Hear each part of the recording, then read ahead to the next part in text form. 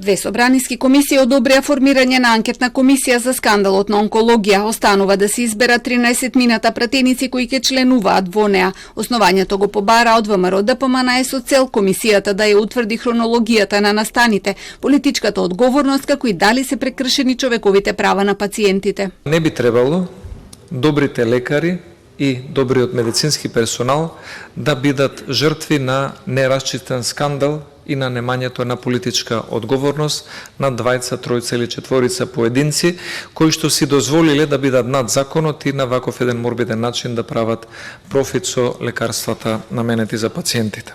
Опозицијата бара и оставка од министерот за здравство, но во негова одбрана застанаа пратениците од неговата партија. Вие доцните со барањето. Моментално со Министерството управува кадар на Алијанса за албанците. Случајот не е од сега. Како може тој да одговара за нешто што се случило многу години порано?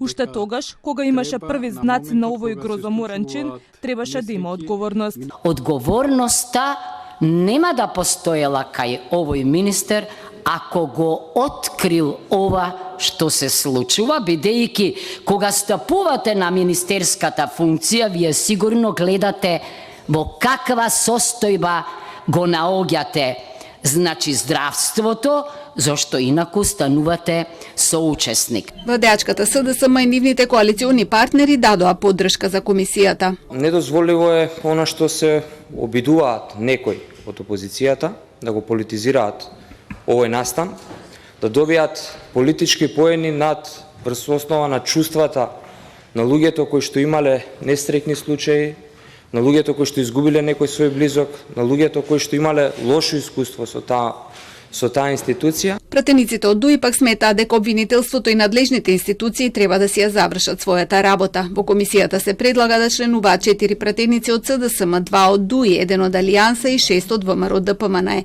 Извештајќи треба да доставуваат до владата, антикорупцијската комисија и јавното обвинителство. Во меѓувреме, ревизорскиот извештај за онкологија направен уште на 4 април уште чека да биде разгледан од пратениците.